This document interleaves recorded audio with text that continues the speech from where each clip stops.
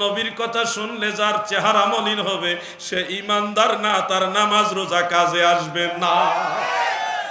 কপালে যদি দাগ লাগায় দাও, নবীর কথা ভালো লাগে না, তোমার এই কপালের দাগ তোমাকে জাহান্নামে নিবে। মনে রাখো, জান্নাতে যাইতে হলে নবী ভালোবাসতে হবে, ঠিক কিনা বলেন?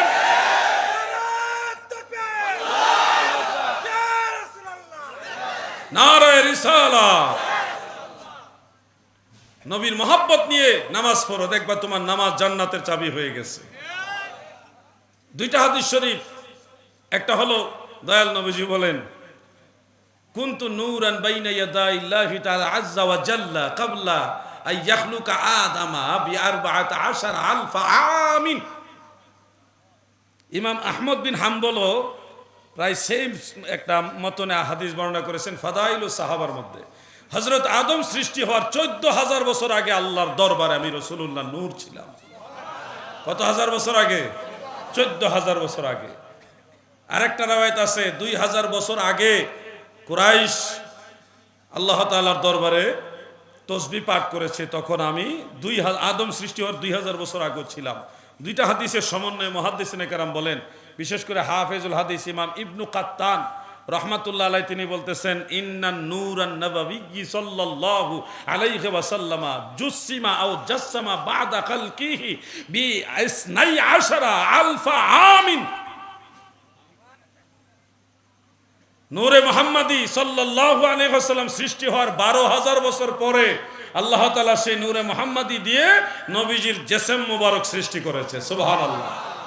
ওই 12,000 বছর পরে নবীজির জিসম মুবারক নূরে মুহাম্মাদি দিয়ে সৃষ্টি করেছেন। এর 2,000 বছর পরে আল্লাহ তাআলা আদমকে সৃষ্টি করেছেন।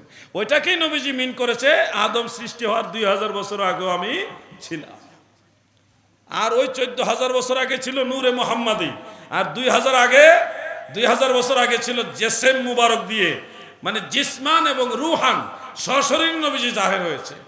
সিলেট কুলাউড়া এক মাহফিল আমি আলোচনাটা করেছিলাম, করার পরে একজন আমাকে কাগজে লিখে প্রশ্ন করেছেন, হুজুর নবীজি যদি সশরীরে আগের থেকেই প্রকাশিত হয়ে থাকে, তাহলে মা আমেনার গর্ভে বা বাবা আব্দুল্লাহর শরীরে নবীজি সশরীরে কিভাবে ছিলেন? প্রশ্নটা যৌক্তিক না? কি যৌক্তিক কিনা? আমাকে এই প্রশ্নটা করেছিল। আপনারা কি জানেন আপনাদের এই জড়দেহ বডির ভিতরে আপনার মতো আলাদা একটা মানুষ আছে? জানেন না? টেনশনে পড়ে গেছেন। এই যে বডি, আমাকে দিয়ে বলি, এই যে বডি, এটা আলাউদ্দিন জিহাদি, আপনাদের আলাউদ্দিন ভাই। এই আলাউদ্দিন ভাইয়ের এই বডির ভিতরে অরিজিনাল আলাউদ্দিন ভাই আছে। এটা কিন্তু আসল আমি না, এটা আমি, আমার দেহ, এটা আমি না, এটা আমার দেহ, এটার ভিতরে আমি আছি। কেমনে বুঝবেন? হ্যাঁ, রূহ, মাশাআল্লাহ, এই তো জ্ঞানী মানুষ, মারহাবা বলে। ওটা অদৃশ্য, এটা দেখা যায় কিন্তু ওইটা দেখা যায় না। এটার ওজন আছে, ওইটার ওজন নাই। এটা দিয়ে উড়াল দেওয়া যায় না, কিন্তু ওইটা দিয়ে উড়াল দেওয়া যায়। এটার যেমন আকৃতি, রূহেরও ঠিক ওই হুবহু আকৃতি। আপনাকে জানতে হবে, মানে এইটার ভিতরে হুবহু আরেকটা মানুষ আছে এটার মতোই। এটা জড় দেহ আর ওইটা নূরের দেহ। ওইটা কিসের দেহ?